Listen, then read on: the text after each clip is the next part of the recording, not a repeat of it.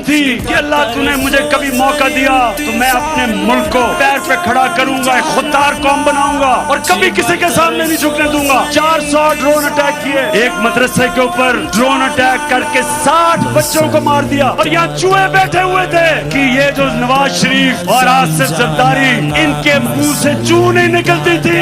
ये defence minister, foreign minister ये कह रहा है कि अमेरिका ने हमें वेंटिलेटर पर रखा हुआ है, जब चाहे वो खींच ले और हम मर जाएंगे। मैं पहले तो इससे पूछता हूँ कि ये इस नौबत पे लेके कौन आया? 30 साल तो तुम दो खानदान इस मुल्क के ऊपर हुकूमत कर रहे थे, वेंटिलेटर पे डाला किसने? कि जब आप मुल्क का प्राइम मिनिस्टर और उस मुल्क का डिफेंस मिनिस्टर ये कहते हैं कि अमेरिका के बगैर हम जी नहीं सकते, तो मुझे बताएं आप सबकी क्या इज्जत होगी? हरे पासपोर्ट की दुनिया में क्या इज्जत होगी? पाकिस्तान का प्राइम मिनिस्टर नवाज शरीफ जब प्रेसिडेंट ओबामा से मिला, उसकी तरह देखें कि हालत क्या थी, कंपेयर